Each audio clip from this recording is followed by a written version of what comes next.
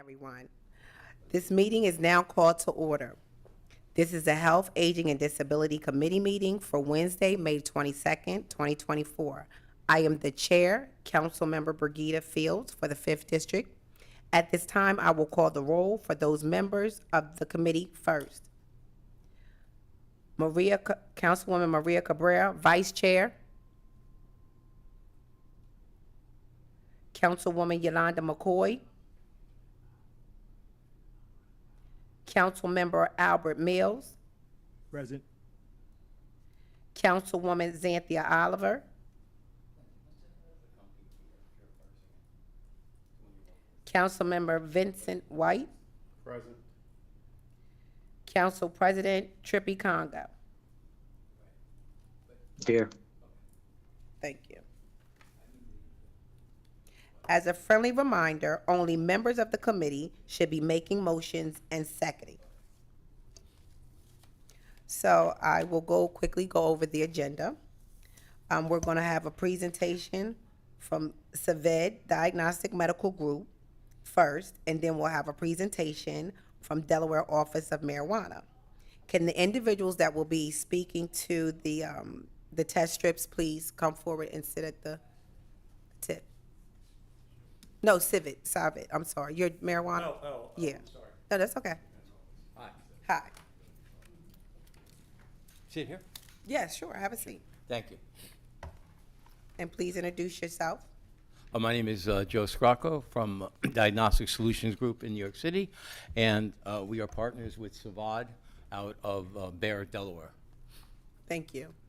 My name is Carla Douglin with OP Safe Vending Solutions, and we are also partnering with DSG and SIVAD. Thank you for coming. You're welcome. Thank you for having us. You can begin your presentation. Okay, great. So you could just ask to advance the slide? Yeah, just ask. Yeah, me please what- advance. Okay, so we can skip this particular slide. We'll go on today. Okay, so obviously in terms of adulterants, fentanyl has been around a long time, but xylazine is now coming into its own. If you look here, you'll see that in 2018 there was almost no xylazine out there, and now in 2024 and 2025 is projected. And if you look on the left, what you'll see is this is actual data from Philadelphia from seizures in December of last year. And as you can see, it used to be fentanyl was the leader. It had the greatest percentage, but now xylazine has the greatest. Look at the first one, 60% xylazine and 3% fentanyl. So xylazine is becoming a very big problem.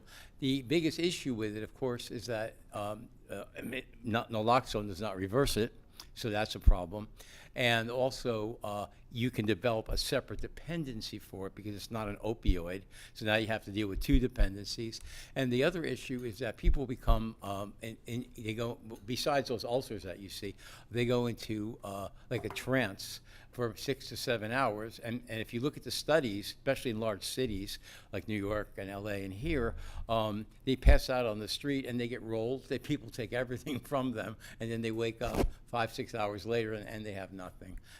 So it's a big problem. But the biggest problem is when EMT comes, if they don't know xylazine is involved, they're going to give 2 doses of naloxone, and it's not going to work. And this is the problem. So it's becoming more and more of a problem. So our goal is through education and testing before you use the substance, because if there's xylazine there, you shouldn't use it. And if you're going to use it, you need to make people aware that you're using something that has xylazine in it. So when you call EMT, you're going to tell them this is fentanyl, maybe, and xylazine for sure. And then they'll have to bring some kind of respirator or something to keep you breathing until they get you to the hospital, because the reversal agent will not work. Madam Chair, just may I ask Yes. if the person is using xylazine, right, and they're the only ones aware of it, how would someone make a call and say what's going on? I mean, there might be situations. I'm Oh, sorry, hold can on. you speak up? Speak into the mic. You gotta speak. I'm sorry. You mentioned someone would call and say this person might be using the xylazine, right? Right. And I'm just saying, if they're doing it in absence of anybody, that call wouldn't. No, but I'm saying normally, correct. I mean, I really don't want to get into demographic divisions, but you have three major demographic divisions. One, you have the youth, which is more and more becoming involved in this because it's so easily accessed through the internet now. Then you have sort of like the businessman who does the cocaine, and then you have the people who have done long-term drug use. And those are really the three major areas. The biggest problem we have right now, I shouldn't say the biggest problem. The problem that we have to focus on, which is growing so rapidly, is the youth, because they go online, they think they're getting a Quaalude, or they think they're getting something else, oxycodone, and it's laced with xylazine and or fentanyl.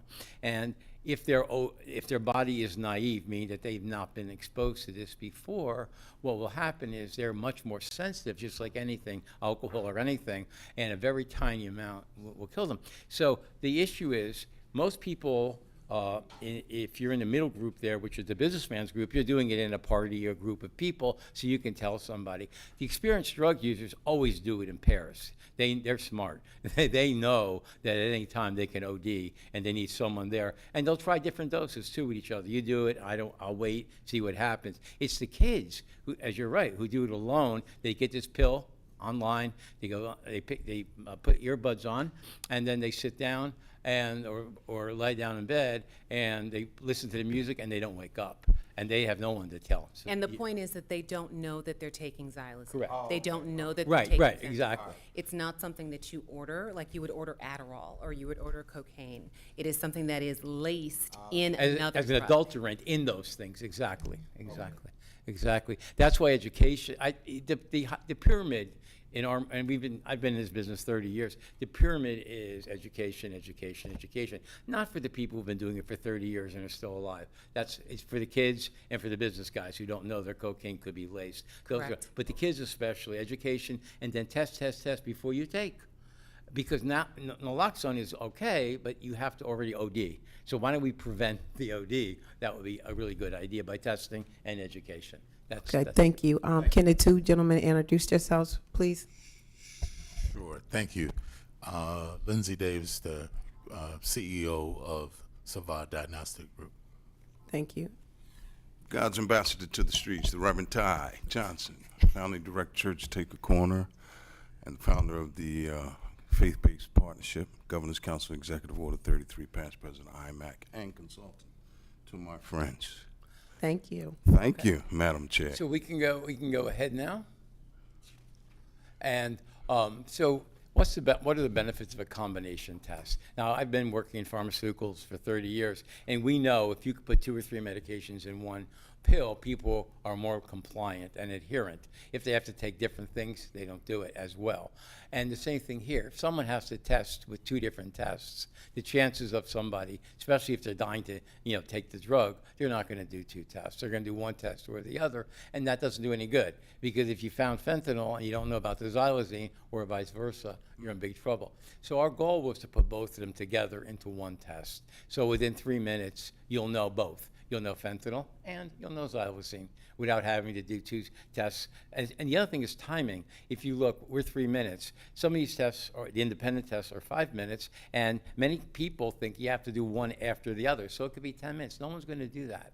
And so it's too risky. So we have found much better outcomes when you combine tests. And we learned a lot of that during COVID, where we developed the first combination flu test, AB, and COVID in 1 test. Because now people knew right away what they had, and they could be treated properly. It was very successful. So we fashioned out after those learnings that we got from that. So greatly simplifies, eliminates the barrier of using 2 tests. They were immediately aware of both substances if they're there. Immediately, they don't have to do a separate test. And as I said, the outcomes are much better. In terms of financial logistics and training, obviously, 1 test is much cheaper than buying 2.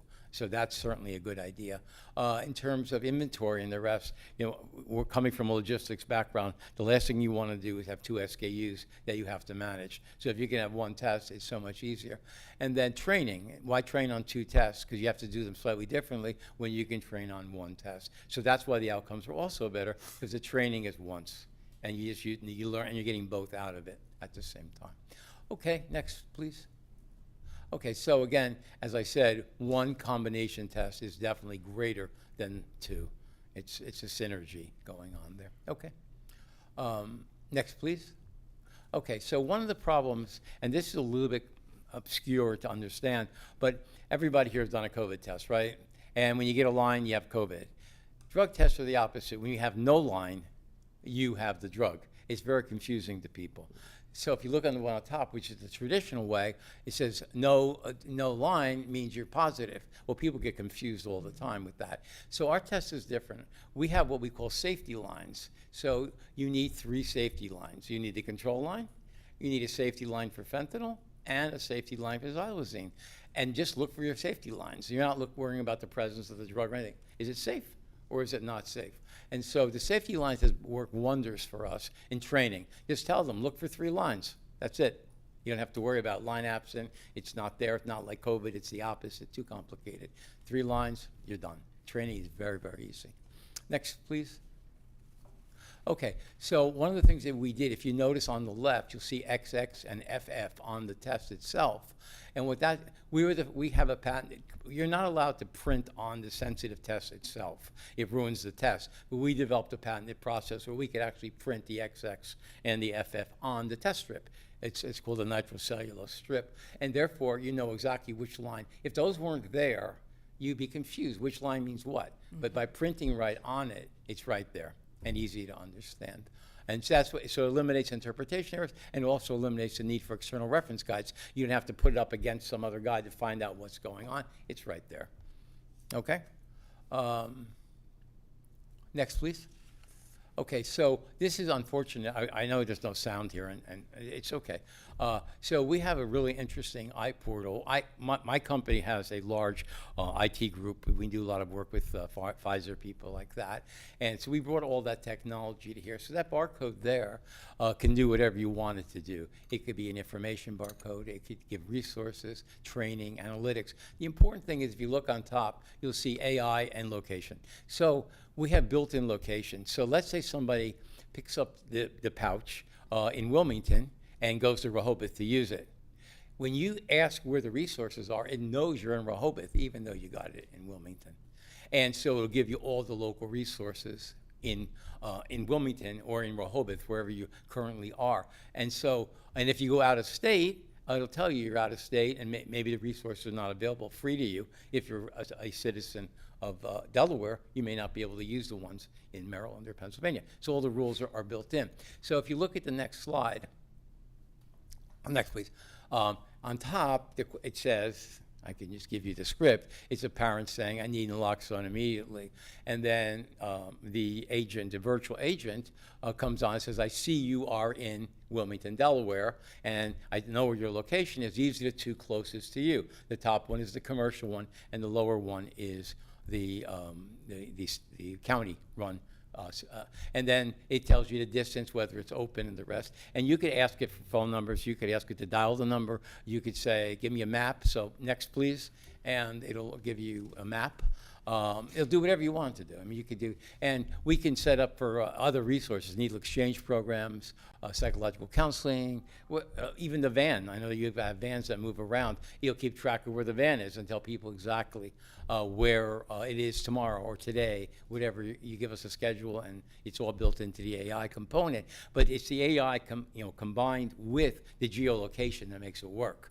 Because if that van is too far away, it's going to say the van's here, but you can also get these closer, and it's a fantastic system, but it takes a little work. We have to work with you to develop exactly what your requirements are. What would you like it to do? And it can change over time. It can get better and better over time. Okay, next, please. Okay, so in terms of analytics, everybody wants to know, these tests are not validated by the FDA because FDA only validates things that are related to testing people or animals. We're testing substances, so they don't get involved. We're testing powders, surfaces, things like that. They're not involved. So we have to go to external testing facilities. So Notre Dame University is one of the top in the country for this type of testing, so they validate the test. Pace Labs is one of the largest analytic companies in the United States. They do a lot of work with pharma. They validate it. And the manufacturer of the product itself, which also validated. So it's got triple validations. These are the ISO certifications. If you need any of that information, we certainly have all of that available to you. And the Notre Dame is going to be publishing it in 3 peer-reviewed articles in July. So they'll be peer-reviewed. I assume they'll be accepted coming from Notre Dame. And so I'll give you copies of the Please. articles when they come out. Next, please. Okay, so Dr. Gibney, you know her? Yes. Sandra Gibney, I'm sure you do.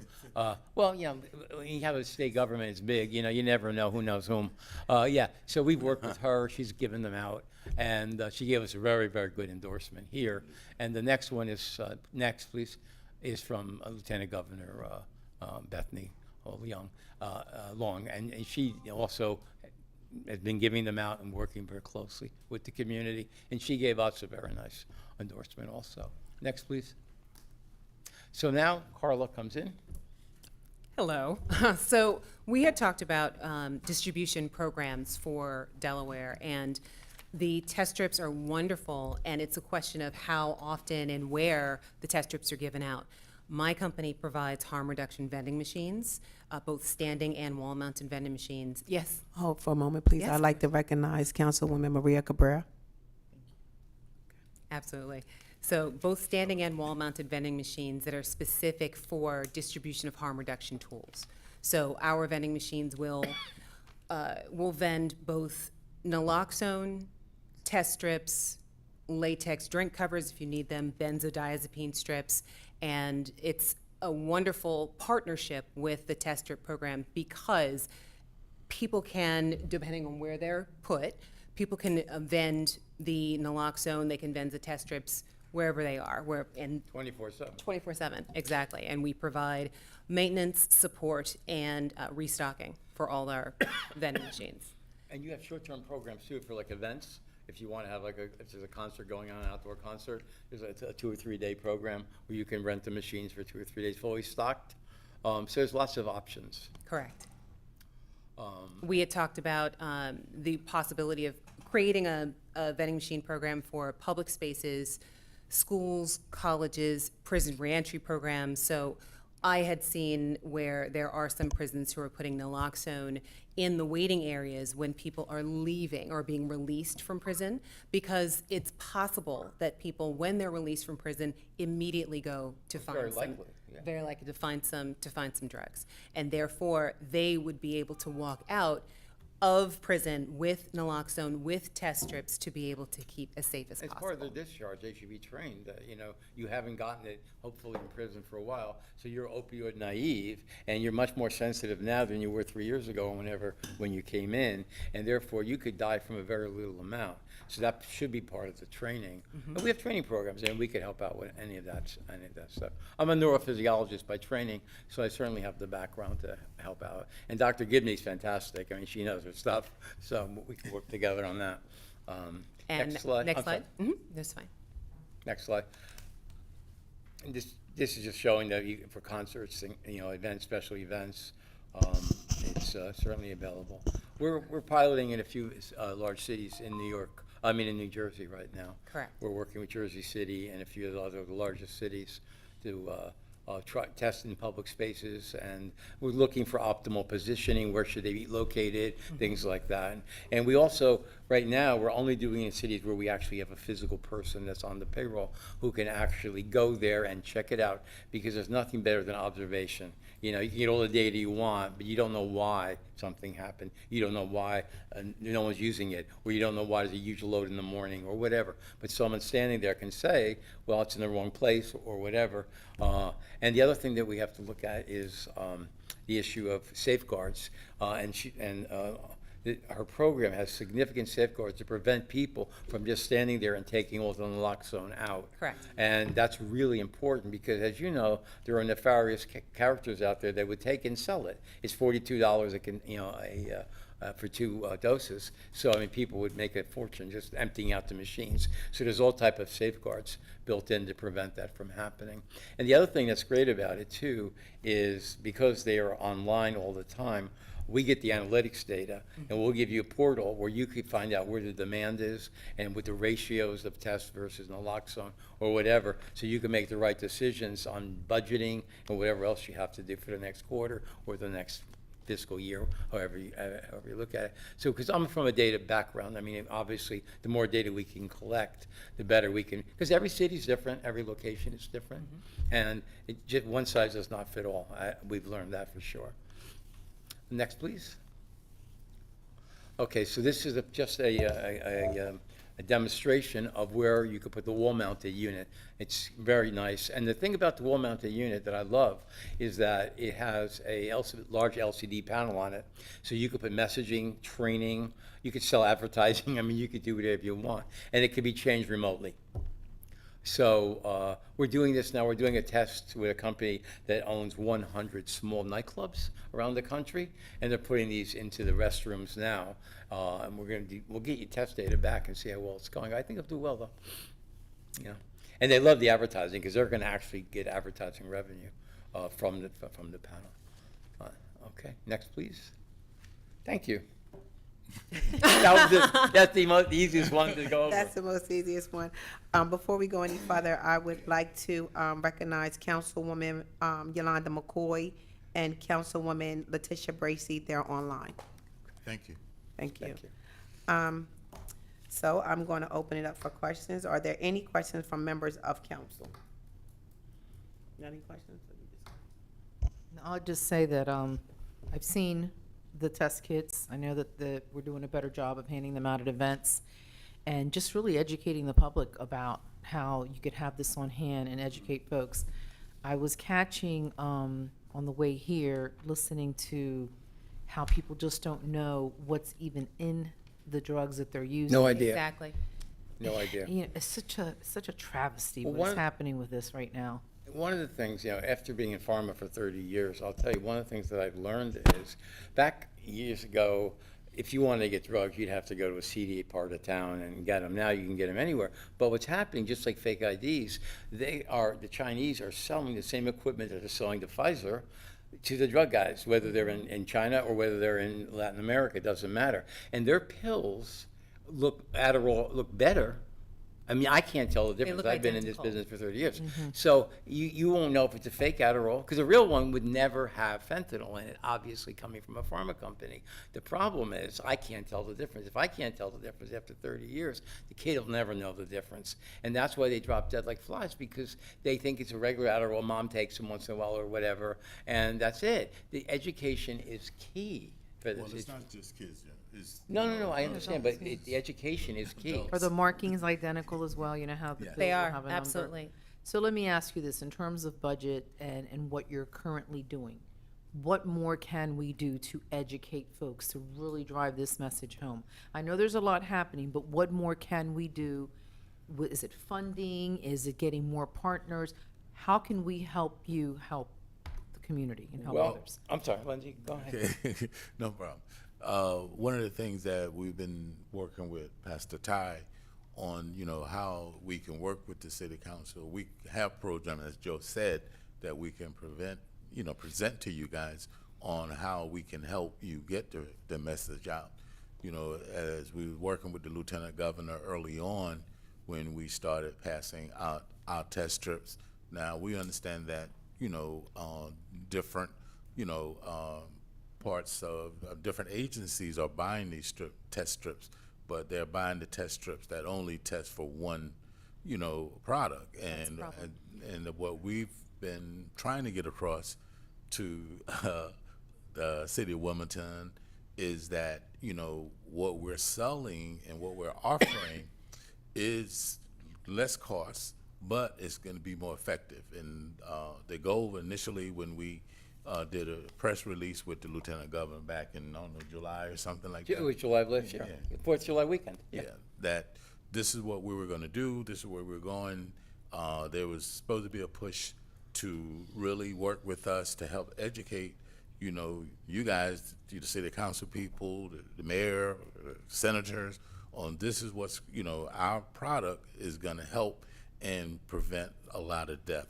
So, however we can work with you, we have all kind of data and literature, and, we can talk about the programs that we could help you to help, the city and get this message out.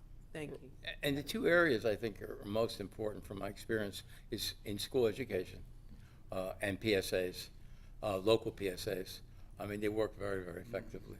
Not just that, I would also advocate for a social media program where you are really pushing the fact that there are images that you can see where two pills are next to each other and they look exactly the same, but one has fentanyl and or xylazine in it, and one is the actual the pill, pharma-grade the one, yeah. pharma-grade pill, exactly. So the question of which pill is fake that in itself is a message that you can put out there to say, if you don't know, you should test. Yeah. In addition to that, there also, and we see our marijuana friend back here, they also, Dang. He went from running the state police to the marijuana. To the marijuana friend. that they are lacing this stuff with marijuana also. They are. So, it's very important that, we get on top of this thing. But exactly, but as Carlos said, I mean, a training program where you could actually have the kids try to pick out the real one. They'll never do it. I mean, they'll never do it. And I think that really drives it home to them. I mean, more hands-on training in schools, not just some video thing, something where, I know that, it's like Scared Straight, where you're going to show them you're going to die. That's not the thing. They don't believe that's going to happen to them. Pictures were pretty gruesome that you had. Weren't they? Yeah, right. Yeah, the xylazine pictures are very, very scary. And I think that pictures like that where you're telling people this is something that can happen by just being unaware of the fact that this could be in the drug that somebody passes you. This could be in the drug that somebody just slips you. So you need to be hyper vigilant when it comes to your use or what you take from someone or what somebody could possibly give to you. I think there's one other big factor too. The metric everybody uses is deaths, how many deaths per capita. But that's not the problem. I mean, of course, deaths are a terrible thing. It's irreversible. But the amount of other problems that you have, like Carlo just said about the open sores and the wounds that Dr. Gibney has to deal with all the time. But I've looked at studies now as a scientist where they're finding serious other problems with xylazine, where, for example, it produces hypoxia in the uterus of a pregnant woman, and the children may have some kind of a cognitive defect. I mean, it has all kinds of other problems because it's designed as a 30-minute sedative for animals when they do IVF. That's it. So that no one has any long-term study data on it because it's never been designed for long-term use. And so I think, I know, so I think it's really important, though, that we look at the other things other than death. Okay, thank you. Councilman White? Get an education, but that's not unusual. Is the geo-tracking tied to the kit, not the person? Is the what? The geo-tracking is tied to the kit, Not the person. person. Yes, the That's kid. correct. Completely anonymous. Yes. And is the user aware that He'll capability? pop up and ask them if it's okay, and if they say no, then we don't get the data. And just one more question, Madam Chair. The vending machines, is that, are they displayed or marked in any language other than English? So there are QR codes on the vending machines, and each vending machine is completely customizable. So if we need to have messages on the machines in English, Spanish, French, Chinese, Japanese, we can absolutely do that. Thank you, Madam Chair. You're welcome. Now, we have a question from Councilwoman Letitia Bracy. Thank you, Madam Chair. You're welcome.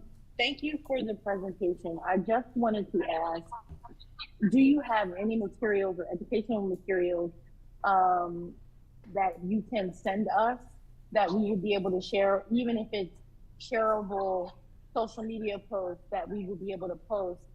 I think that would be great. And also, if there's a way that we can help get you connected to local nonprofits in the community, please let us know so that we can make sure that you're getting in front of the right people to share this information so that we can expand the knowledge base.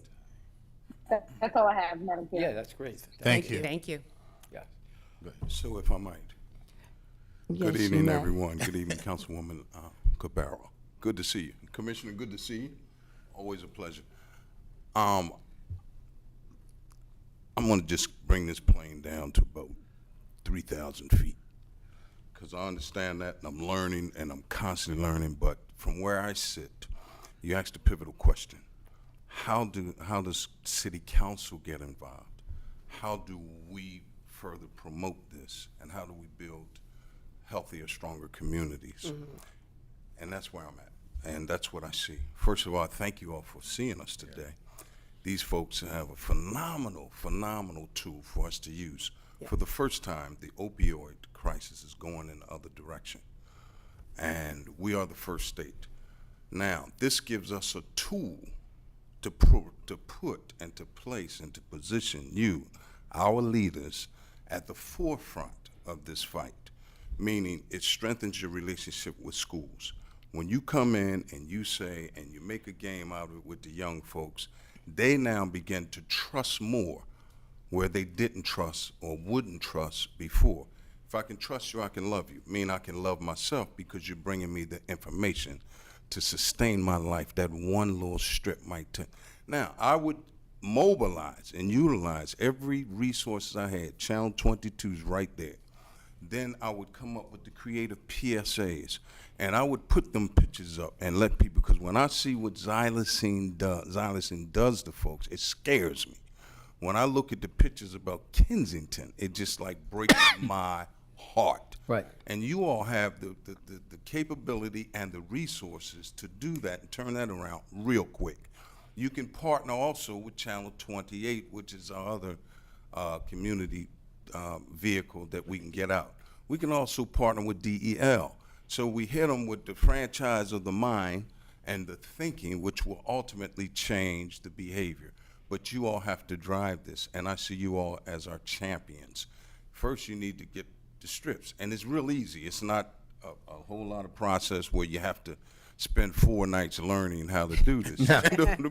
It doesn't look like that. No. 5 minutes, and you in the That's ball it. game. You Right. know what I mean? You're an And these expert, folks are 5 always minutes. available on the phone, and they're going to make themselves available for us. It's a paradigm shift. Now, Councilman White, you don't believe this? What? Well, wait a minute, I'm I'm the chair. Wait a minute, council. I'm sorry, No, I'm Madam just Chair. messing with you. I'm messing with you. Go ahead. That's my friend.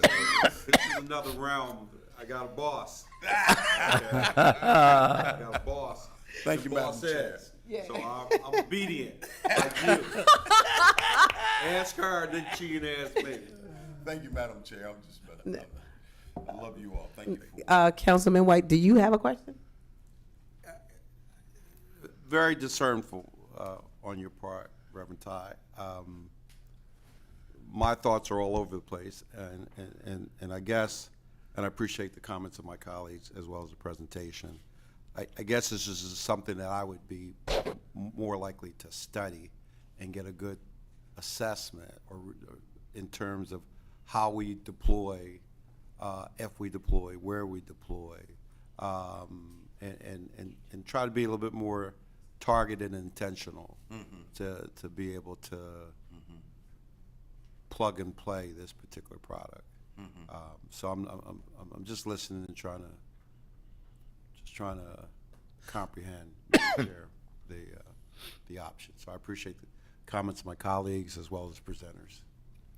Thank you. Thank you. I would like to say, rather tie into the panel, we as council, you know, we have to work kind of with the state when it comes to this, because we don't have any jurisdiction over healthcare or anything that deals with health. But we are willing to champion it for the city, and just see how we can work together. So, you know, if it has to go to a nonprofit organization to where they will champion within the communities, we can have that discussion. I do believe, though, it is very important that we get this message out there.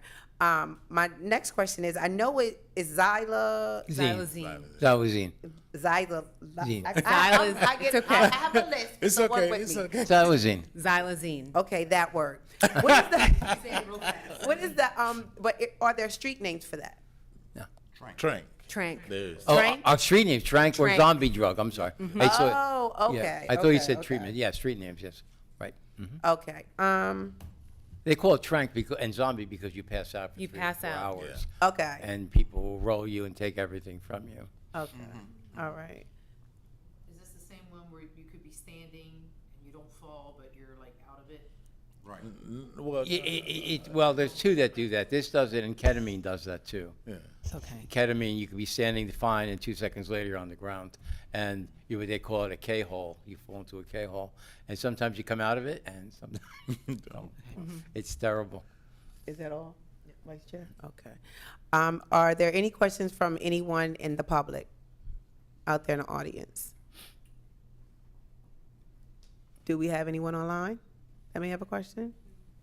There is one question online. Laveda Owens White. Laveda. Ms. Laveda,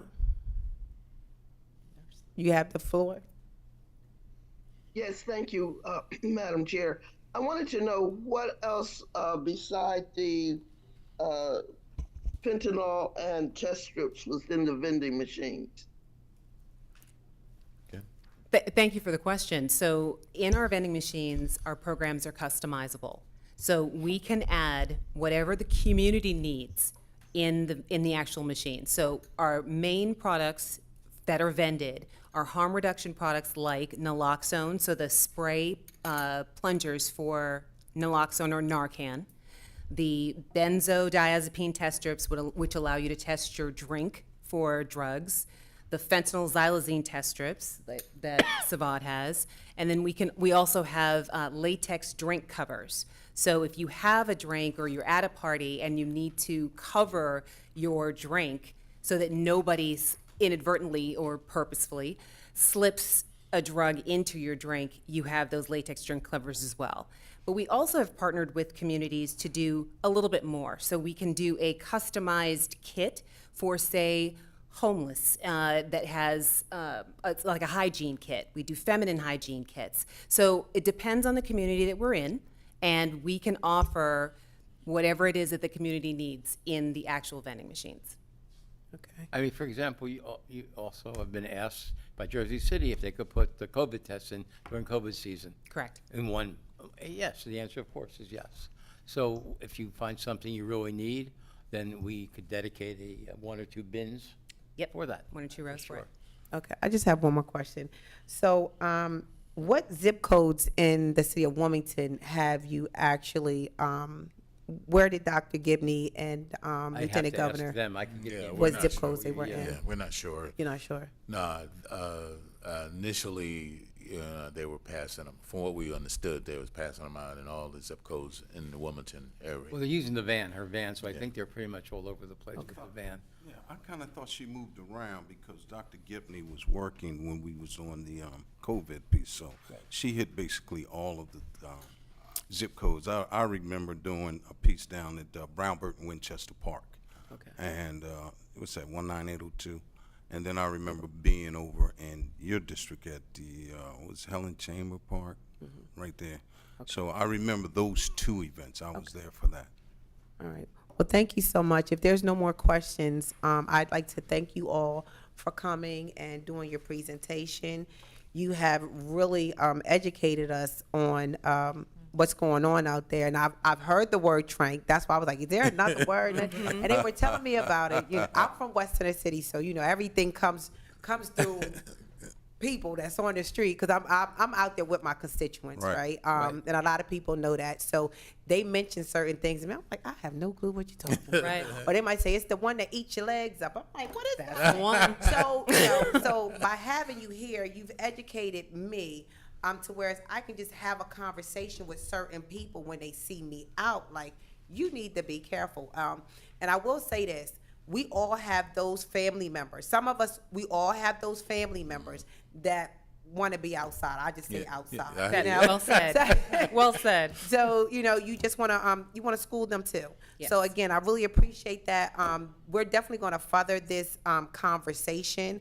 We appreciate you for the presentation, and we will be getting back to you so we can set a table and discuss this further to And see we how can we come can. down from New York anytime you want, just let us know. Well, And- we really appreciate you. Thank you so much for your. And we like to leave some test I strips have with you. I have some samples for you We guys. leave with you. I'll just get them right now. Well, thank you very much. Thank you. Thank you. Thank you. Thank you, Madam Chair. You're welcome, Reverend Ty. Thank you.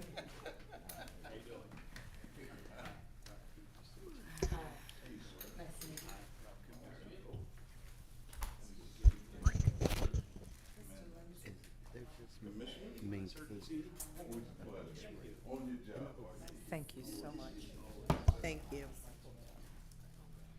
All right, yeah, okay, our next presentation is by Delaware Office of the Marijuana Commissioner.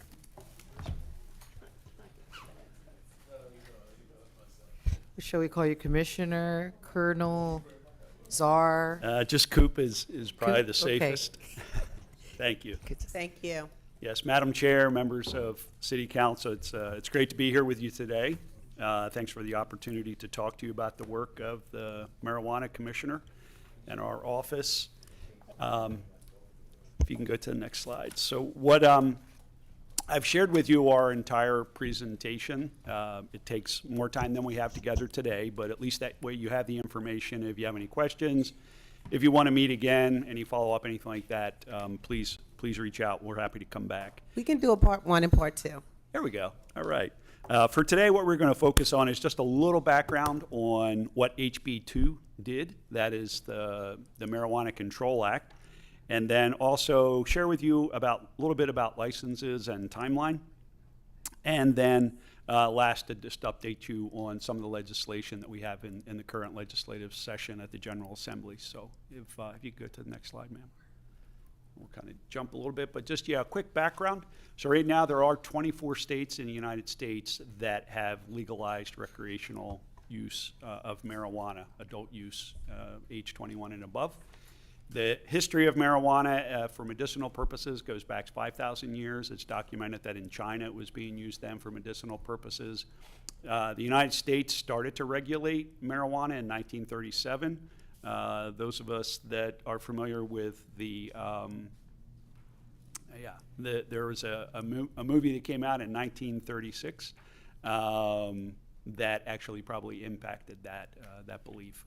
And then in 2011, SB 17 is what created our medical marijuana program. That started in 2011, but it wasn't until 2015 that we actually had our first dispensary open.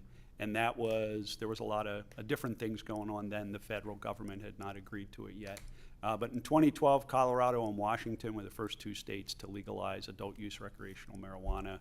Delaware decriminalized in 2015, simple possession. And then last year is the Marijuana Control Act, when Delaware joined Ohio and Maine for being the next three states to join. Next slide. I think we're going to go through a couple here, but this was just our one educational slide. A lot of folks see the marijuana palm leaf, and that's what they think is being smoked. That is not what's being smoked. Those leaves actually get cut off the plants while they're growing, and they just get ground up and put back into the dirt. What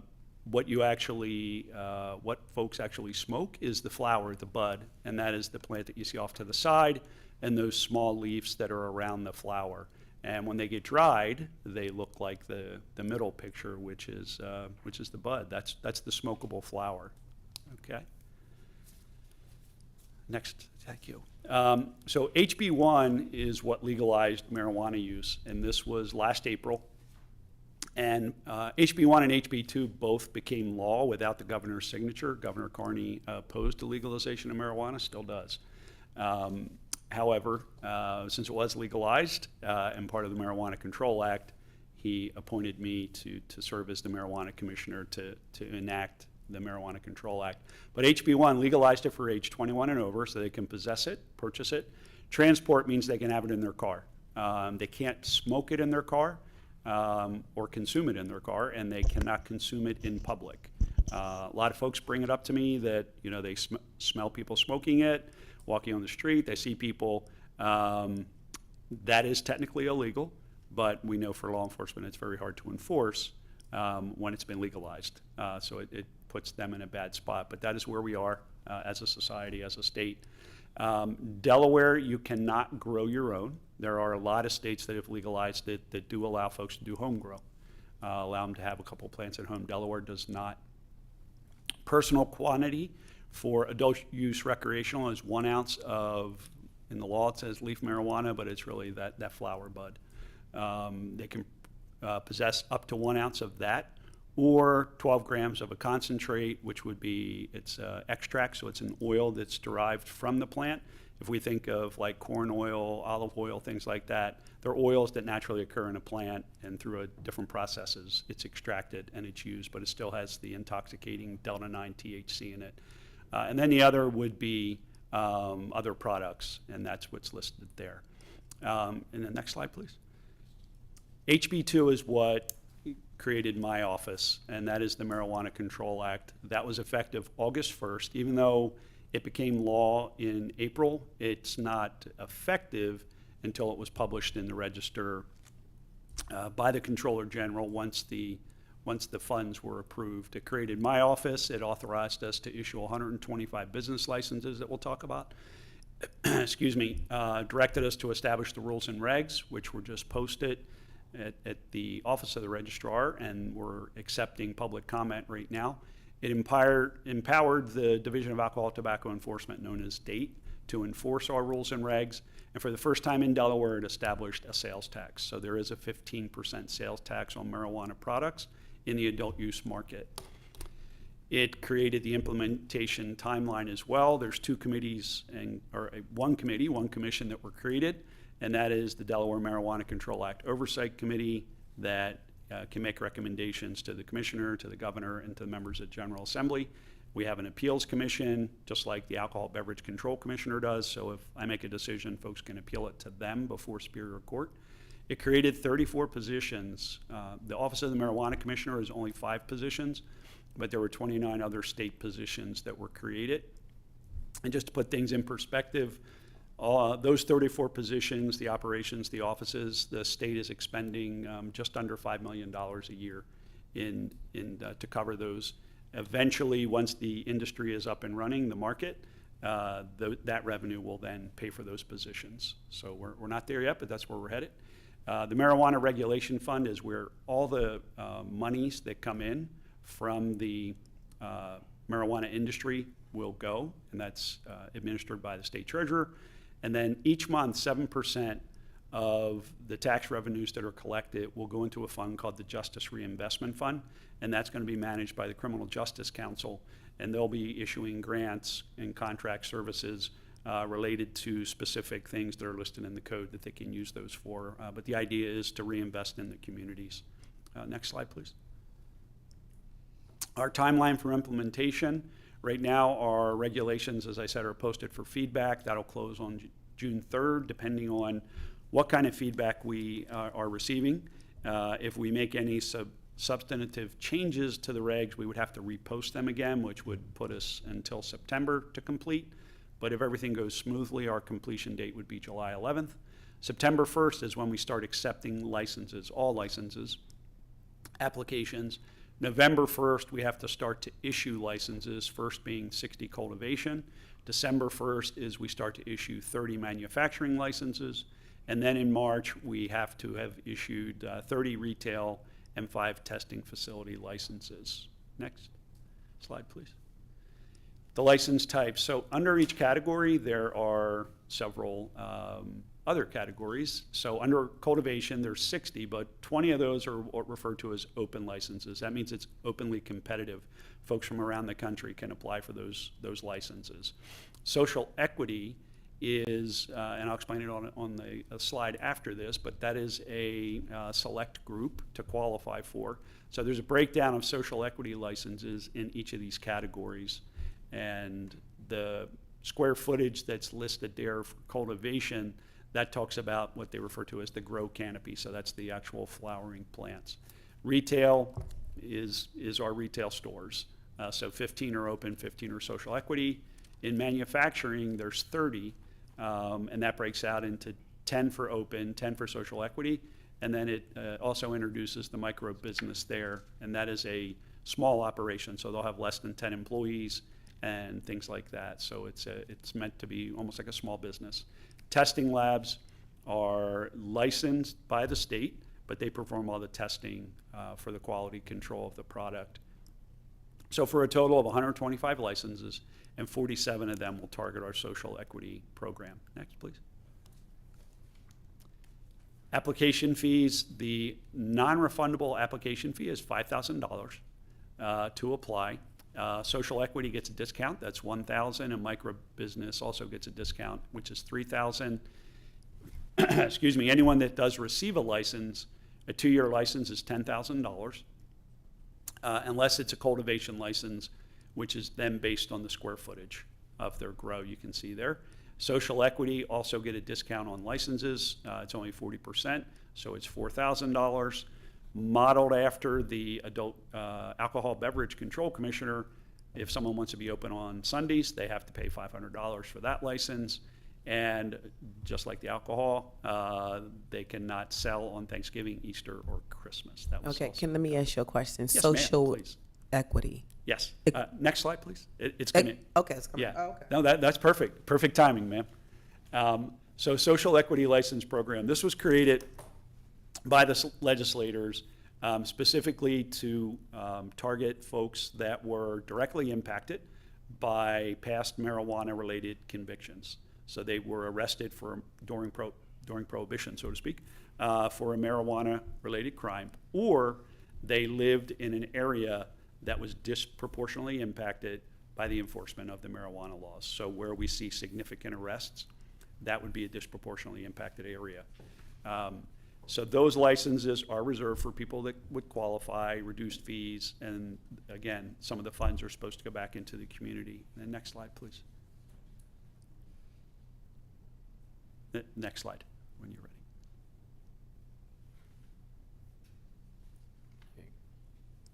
Okay, thank you. Can you go back one? I'm sorry, I might have said, there we go. Thank you very much, ma'am. So social equity license program. So this is what's in the code. This is the criteria to qualify.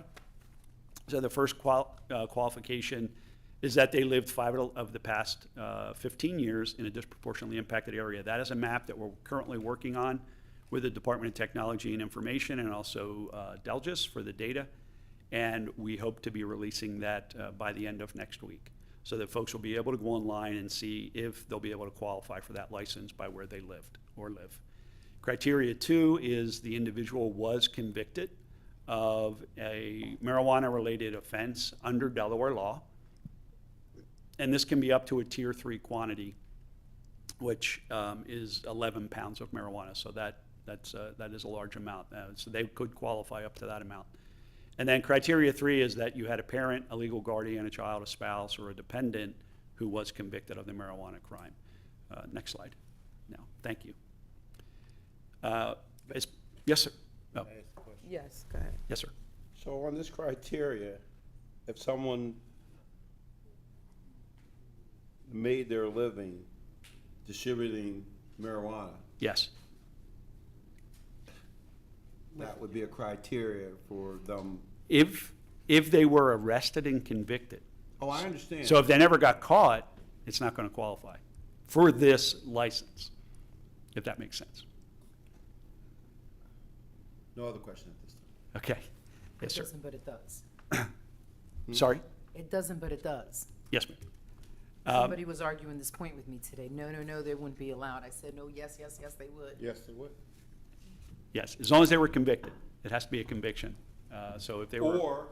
Or The other criteria. or the other criteria where they lived in the disproportionately impacted area, or it's one of those immediate relatives. Or the That- issue that they lived in a community that they ravaged through the distribution, That- sale illegal of this product. That could be, yes, sir. Okay, hold on. Councilman I'm sorry. White, we're gonna wait for the questions at the end. Thank you, Commissioner. You may continue. Thank you, Madam Chair. So the social equity part of the program is that we have to conduct technical assistance. So we have workshops coming up in the month of June. The city of Wilmington, we're doing each county and then doing one in the city of Wilmington. It will be June 18th at the Del Tech campus.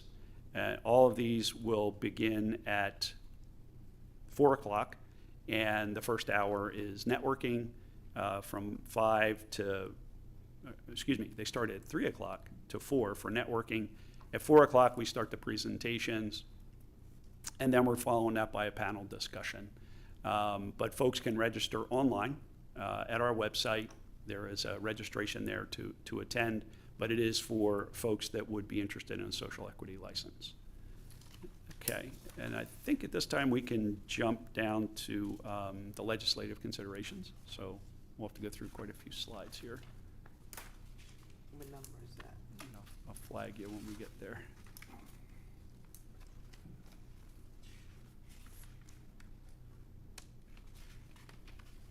There you go. Okay, thank you.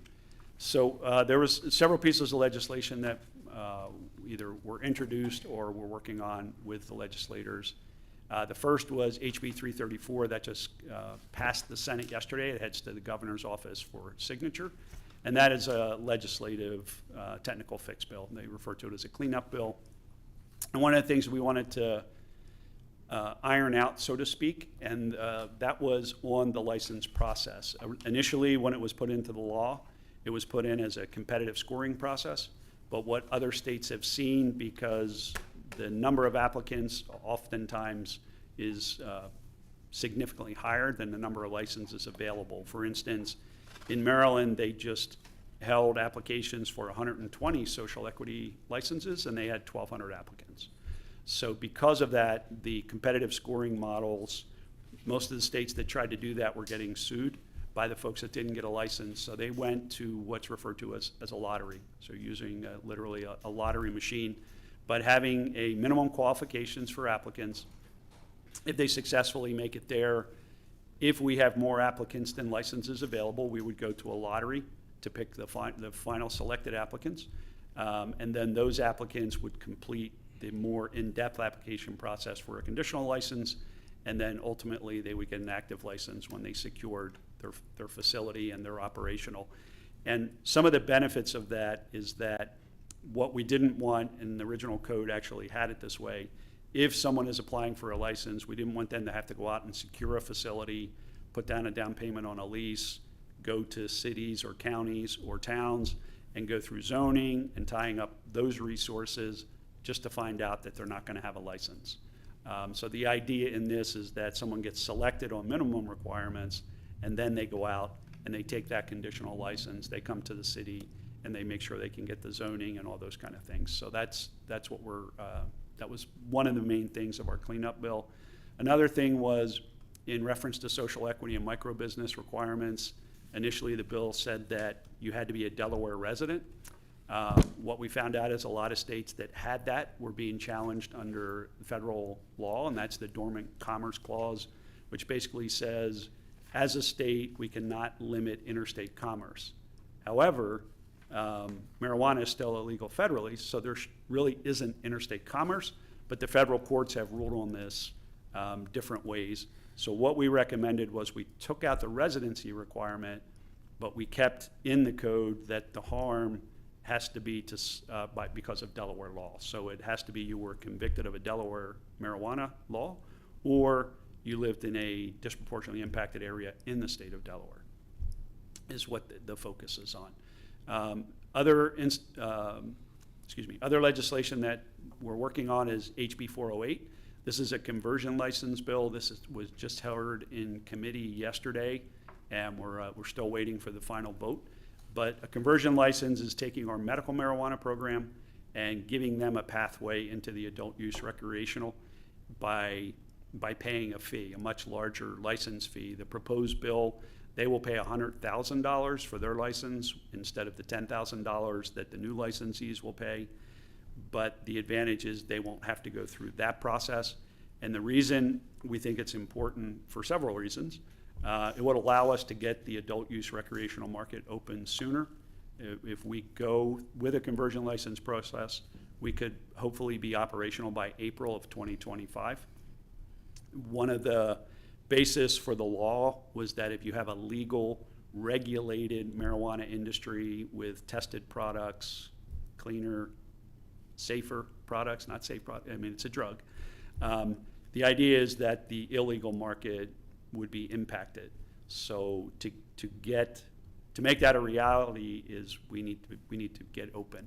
So it's already been a year since last April, and we're working on a lot. But other states in the area, Maryland, New Jersey, Rhode Island, now Ohio, what they did was as soon as they started their program, they took their medical marijuana programs and allowed them to sell to both markets. So they went to sale the adult use recreational market much faster, 6 months to 10 months. We're behind that because of the pathway that was given to me. But with this conversion license process, in addition to speed to market, it'll also generate up to $3.2 million to support the social equity program. Another thing that the commissioner's mandated to do is to support social equity applicants in trying to find financial support. The marijuana industry right now gets very little opportunity for traditional banking services. It's an all-cash business for the most part. And because of that, a new business, a small business, can't necessarily go to the bank and get a new small business loan. And even our division of small business for the state, that has a very robust network, and they do grants. They just did some grants for small businesses. They're not able to directly help the marijuana applicants because federal monies go through most of their programs, so they're not permitted to work directly with them. So that's another reason that we're hoping the conversion license process would generate these funds so that we can work with the social equity applicants. And then HB 285 is actually awaiting the governor's signature, and that made modifications to our medical marijuana program. So that is the quick overview, and I'm happy to answer any questions that you might have. Thank you. You have another question? I'm going to start with a couple questions. Yes, please. Madam Chair, may I? Yes, you may. Yes. So I'm going to let my colleagues ask other questions because I have about 6 questions, but Okay. I'm not going to hog up the questions, so I'm going to start with 2. So I'm actually just looking up what 2203 of Title 16 is to see if that gives me the definition that I'm looking for. When I see Wilmington, and this is an impacted community, there's churches in every corner, and that's one of the requirements there that says you cannot have it within 1,000 feet of a church, a school, a daycare. In the code, it says vicinity. So what we're basically relying on is if a town or a city wants to set their own standard, that they can do that. That, very good. You've already answered a question. So, yeah, because I was going to say, what is the definition of a church? Because you have a lot of, warehouses turn into churches. You got Sure. commercial buildings, churches, former nonprofits into churches. So what is the definition of a church? That was going to be one. But if you're saying that the local government, like city council, could actually rule when we define where we would allow this, we would be allowed to do that, the state would Yes, give us because that. the way the code reads for the direction of the commissioner, it says that I shall not allow a licensee to be in the vicinity of a church, a school, a college, or a treatment center. It's what we're looking to is through zoning requirements is that cities, towns, and counties will help to set those boundaries, which they already have now. Sussex County just came out with their ordinance for the county, and they set like a 3-mile buffer. It can't be within 3 miles of a town, things like that. So it's going to create its own challenges for someone trying to find a location down there. But in the city, and that is specifically why we didn't attach, the code said vicinity. We would have had an opportunity to find that in our regs, but we wanted to be able to work with a city like Wilmington. If the city council process, if your permitting process basically came back and said that this is a location that the community, accepts, then that gives us the discretion to work with you. Okay, great. So By at keeping least it that that way. is in the local control. Okay, that'll be really good. So then I'm just going to jump to another section, and then I'll let my colleagues go, and I'll come back again.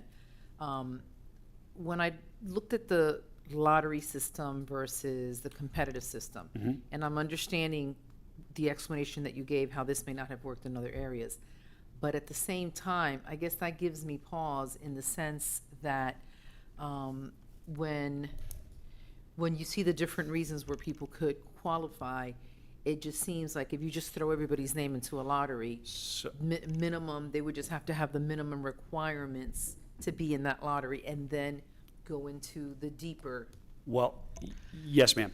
But I should point out, if basically the categories, we would actually have 33 different lotteries.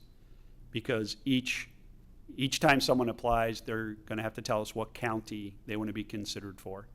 And then we have those categories of cultivation, manufacturing, retail, and testing lab. And then under those categories, we have the subcategory.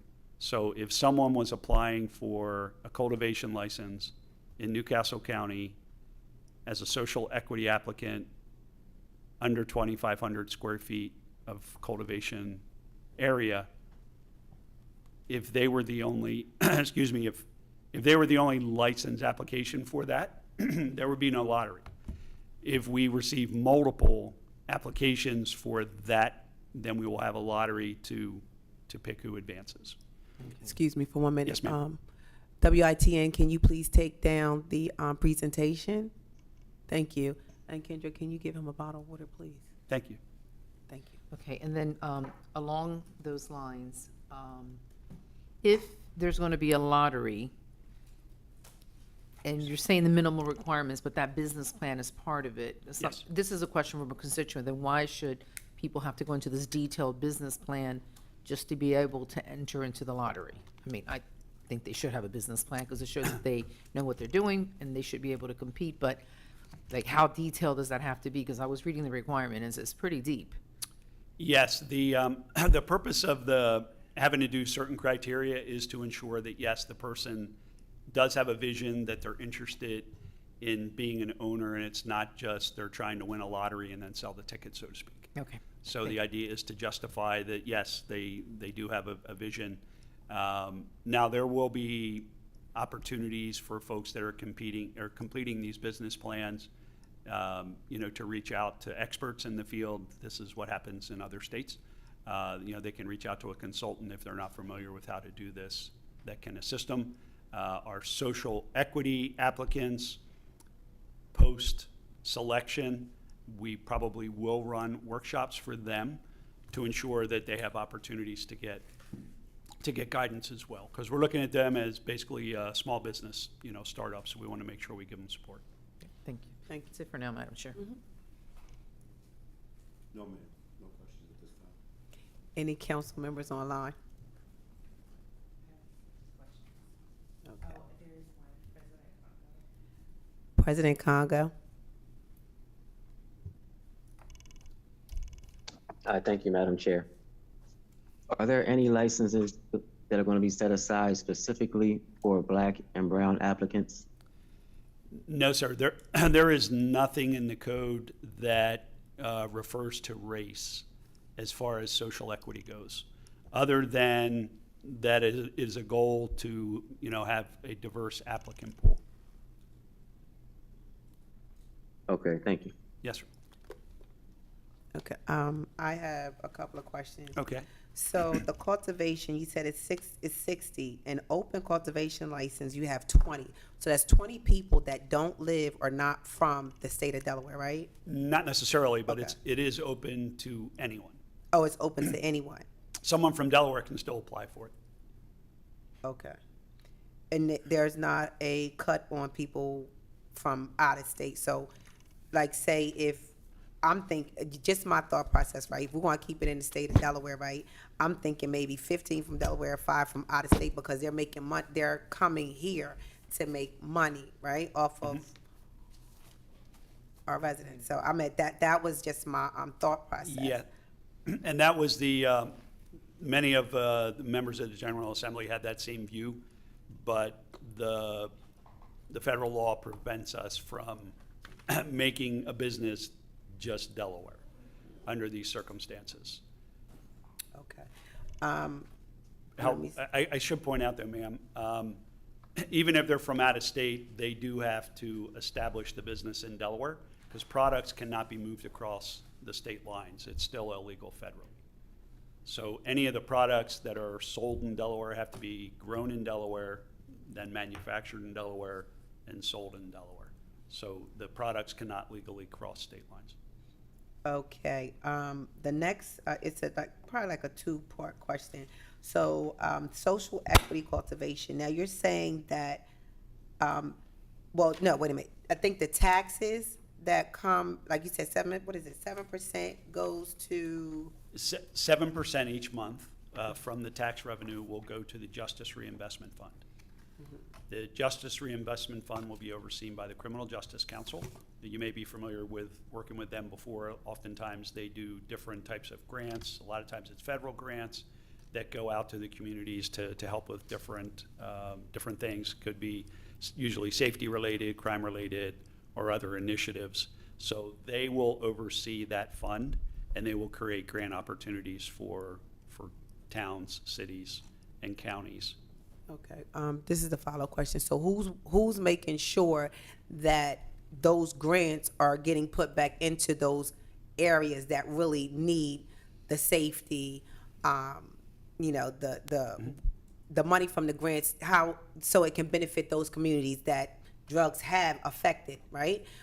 Especially in those zip codes. It's very important that we're looking at who's getting the grants.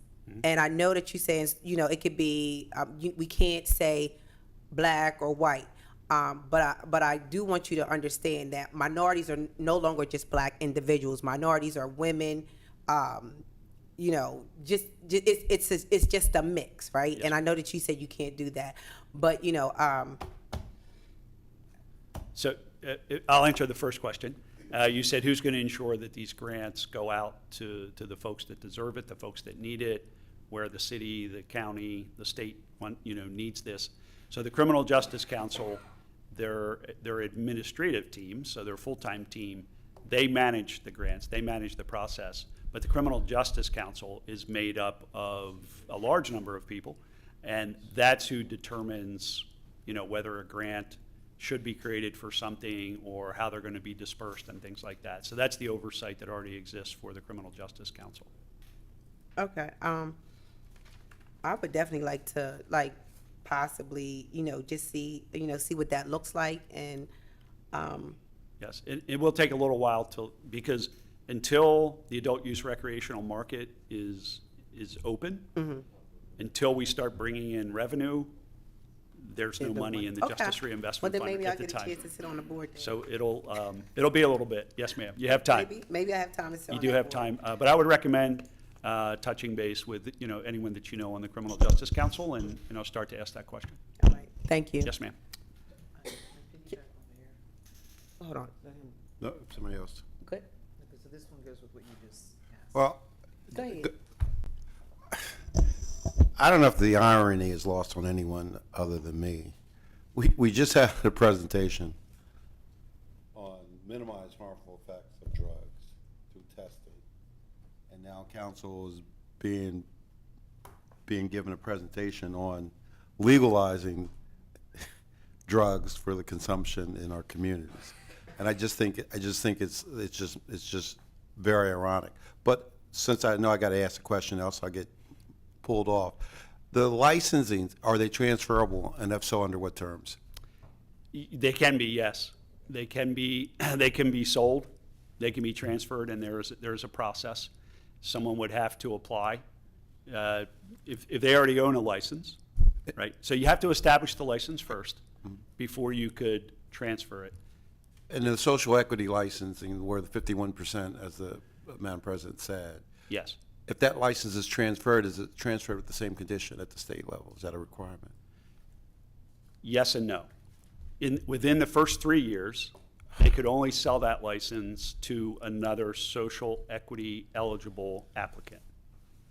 However, in working with our consultants and looking at the law, what they recommended and we adopted was that, in a sense, now we're punishing the social equity license owner, because if they worked, they build up their license, they build up their business. If they go to sell it, another license holder would be able to sell to the highest bidder. However, a social equity license holder would only be able to sell to someone that qualifies as a social equity owner and may not be able to offer as much. So after 3 years, a social equity applicant can sell their license, transfer their license, like someone else. But there is a whole process. It's $5,000 to change ownership, or 15% of the value that is exchanged for the sale. So, and all this is in the code. This was written before I got here, just like the legalization piece you mentioned. All that happened without me being here. I was appointed last July. I'm still gonna blame you. I'm just asked to enact it. No, I appreciate that. Yes, sir. Madam Chair, just one last question. Sure. The proceeds from these businesses, are the license holders are gonna file state taxes? Yes, and I will share that the medical marijuana industry already pays traditional business taxes. They pay federal taxes. They pay all those different taxes. As a matter of fact, currently, because marijuana is classified as a Schedule I drug federally, and this will add to My frustration. the irony that you're talking about. The federal government recognizes that, Schedule I is an illegal drug, controlled substance under the CSA, but they accept taxes from these businesses. However, under Tax Code 280E, they cannot make the deductions that other businesses do. So they pay a higher tax rate. However, if what President Biden is supporting, proposing rescheduling it to a Schedule III, 280E no longer applies. 280E only deals with if you're selling illegal drugs that are Schedule I or Schedule II. So yes, the federal government, while it is still illegal federally, they are accepting the tax monies. Thank you, Madam Chair, for your patience. Thank you. Thank you. Sir. Councilwoman Cabrera. Thank you, Madam Chair. Okay, so that's like a double-edged sword, because I'm thinking it's fair, you should be able to sell it to a transfer it to someone who is a social equity buyer, because you can get more money for it. But at the same time, one of those people could set up a social equity contractor with everything that they need, so that that person can be the Right. face, get the license under the understanding that in 3 to 4 years, you're selling it back to me. I mean, this is a very lucrative business. Obviously, it's an opportunity for people who have been underserved to have an opportunity to have, achieve that American dream and that wealth, et cetera. I feel that there should still be some more safeguards put in place, but I understand what we're talking about in this sense. If I could just address that, and we did have that conversation as well. And what we envision will happen if someone does have a social equity license after 3 years and they were to sell it and it went to, as an open license, meaning that the person that purchased it is not social equity eligible based on the criteria that we already discussed. The commissioner does have the authority, the discretion, after, I think it's June of 2025, so about, after we're up and running, that if additional licenses should be added, that the commissioner can do that. So it may not be me as the commissioner, but what we would envision is that if that happened, that commissioner or me could issue just a standalone social equity license in the same geographical region as the one that was sold. So that way, there'd be a new opportunity for a social equity candidate. Okay, so going right along those lines, the other question was, what type of background checks are going to be done to ensure that people do live in those disproportionately impacted areas? Can't Yes. say the word. And just to make sure that they're just not coming in saying, oh yeah, we've lived here, we've been here. What are there going to be safeguards in place? Because obviously, people see an opportunity here, and folks are always trying to scam the system. So Sure. we just want to make sure that the right people who have earned or deserved or lived in that area have that first right to apply. Yes. To be part of that lottery. So that's going to be handled twofold. So first is, what we don't want to do is we don't want someone to apply for a social equity license to put up that, that $1,000 application fee if they're not eligible. So we don't want to take their money if they're not eligible. So there's actually going to be a pre-screening. So to qualify as a social equity applicant, you have to first go through the social equity verification process. So that we are setting up with a third-party investigative agency, and basically what folks will do is, and this will be coming out in June, we will have a registration form at our website. They'll simply put in their name and their email address. That will be forwarded to the third party. They'll get an email from them, and then they'll go into their portal, and they'll have to produce the documentation to prove that they lived for 5 of the last 15 years in the disproportionately impacted area. And there's different documentation they'll be able to provide over that course of period of time. So that's for the disproportionately impacted area map. Same thing will hold true for if they say they had a conviction for a marijuana crime, or if they say that a family member, had that conviction. And I will say that will be challenging for an individual that is going that route if they don't have the cooperation of that relative, because there's certain information that they're going to have to be able to provide. So that will be more challenging than someone who was convicted themselves, or, as you mentioned, the disproportionately impacted areas.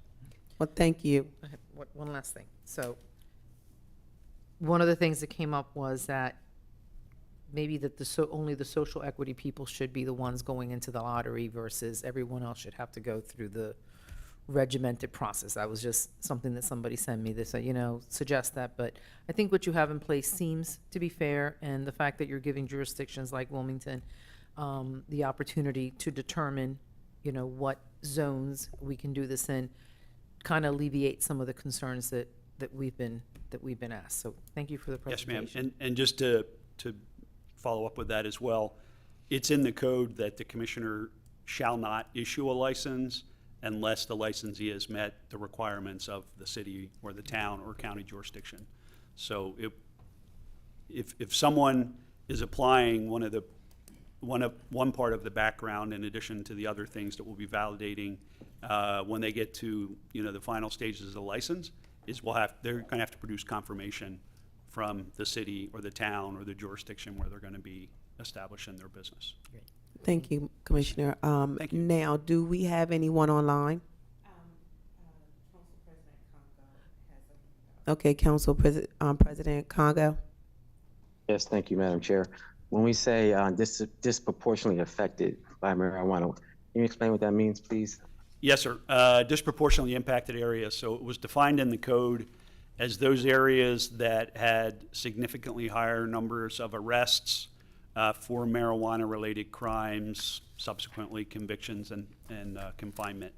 So the data that was pulled is for the marijuana arrests, and over that period of time, and then using the assistance of the Delaware Department of Technology and Information, those data points are plotted on a map, much like the crime heat maps that we've seen for broader crime issues.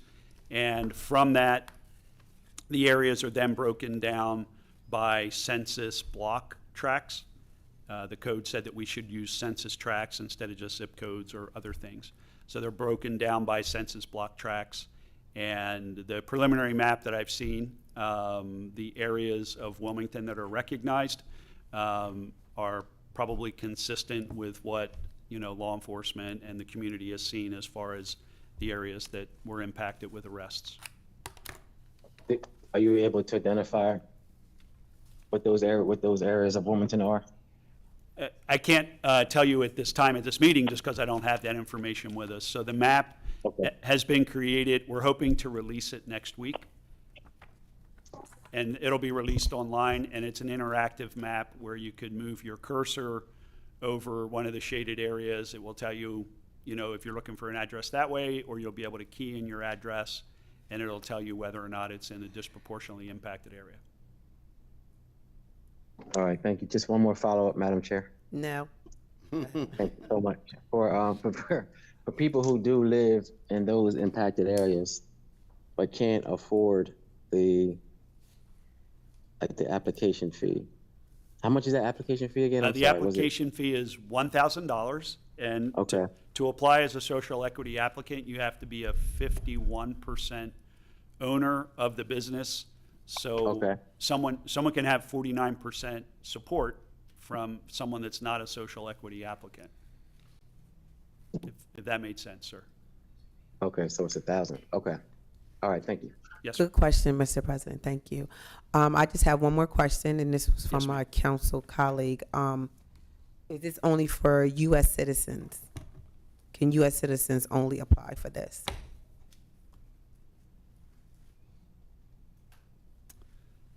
I will have to, I haven't reviewed that part recently, I suppose. I'll have to get back to you on that. Thank you. Yes, ma'am. Do we have anyone from the audience that would like to speak? Yes, there is a hand up. Levada Owens White. Ms. Levada, you may speak. Thank you, Madam Chair. You're welcome. I wanted to know, during the implementation phase, you said it would be June 1st. Was there any accounting for public comment? Was there a time? I don't recall getting any information about this phase for public comment. And my other question would be, with the medical and recreational marijuana distinctions, the medical marijuana can sell to, could provide the recreational marijuana as well. What's the difference? Okay, I'm going to try to address your first question first, which was about our regs and as far as public comment.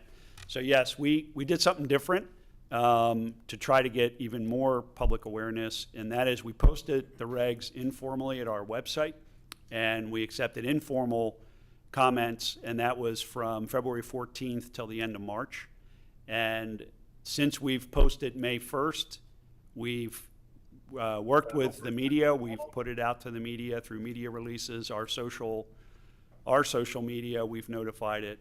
So that is how it's put out. And then also at the Office of the Registrar, their website, also each month they put out what state agencies have posted regulations, and that's where it appears. So that is until June 3rd for public comment. You can still go there. If you go to our website, it has a link to it, and you can utilize that. Your second question was about medical marijuana and adult use recreational. Right now, the medical marijuana licensees can only sell to folks that have a card in the medical marijuana program. So right now, there's just over 15,000 patients recognized in the state of Delaware that have a medical marijuana card. They're the only ones that can go in and buy a product at one of our licensed medical marijuana providers. The conversion license process that we're proposing and is being considered right now by the General Assembly, if that is successful, they will be able to sell to medical marijuana patients and also the adult use recreational market. And there will be certain requirements in that plan to ensure that they always have enough product on hand for their medical patients. If that And that would be the same dosage? The products that are available under the medical marijuana program will be available in the adult use recreational program. Delaware does not envision changing any of those products up. Thank you. Yes, ma'am.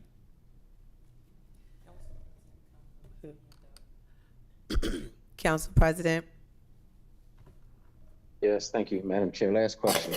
You mentioned earlier about a $100,000 application fee. What is that for again? What's the difference between that? Yes. So the adult use recreational market that's established through the Marijuana Control Act, the 2-year license there is $10,000 for a 2-year license, except for cultivation that has a breakdown based on the size of the cultivation area. The conversion license that I was referencing is House Bill 408, and a conversion license is an existing medical marijuana industry licensed business. They would have to pay $100,000 to get a cultivation license, $100,000 to get a manufacturing license, $100,000 for their retail license. And that combined, right now there's 6 different business owners operating in the medical marijuana industry in Delaware. So if they all purchased a conversion license, that would add up to approximately $3.2 million. Okay, all right, thank you. Yes, sir. This is our last question. Oh. Thank you, Madam Chair, for your indulgence. Does Wilmington have the power to say not in our city? Yes, you do, sir. Thank you. Every city or town can, as we refer to it, as opt out. Right now, I'm aware of about 8 that have. The majority of them are in Sussex County. The only one I'm aware of in Newcastle County is Middletown. The county cannot opt out.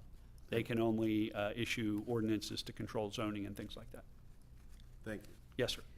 Thank you, Commissioner. And so I just want to be clear, make sure I give everybody an opportunity to speak. No one has anything to say? Well, Commissioner, I want to say thank you. This is like a two-part. And I thank you for coming. It was very long. I didn't expect that, but you have educated me on some of it. And I look forward to you coming back, maybe when everything gets off the ground. And maybe we'll have some more community people in here to ask you some more questions. I think it's very important that the disproportionate areas, that those individuals, the homeowners, get an opportunity to actually hear how this may affect where they live at. So thank you again, and we will be reaching out. Okay. Thank you. Thank you. Okay. Next piece of business. A resolution in support of House Bill 313, HB 313, an act to amend Title 11 of the Delaware Code relating to mammograms. The synopsis is, in alignment with the Wilmington City Council's 2025 strategic plan goal of supporting a healthy Wilmington, this resolution urges the members of the Delaware General Assembly to support House Bill 313, an act to amend Title 11 of the Delaware Code relating to mammograms to reduce barriers to humane, equitable health care for female inmates in Delaware.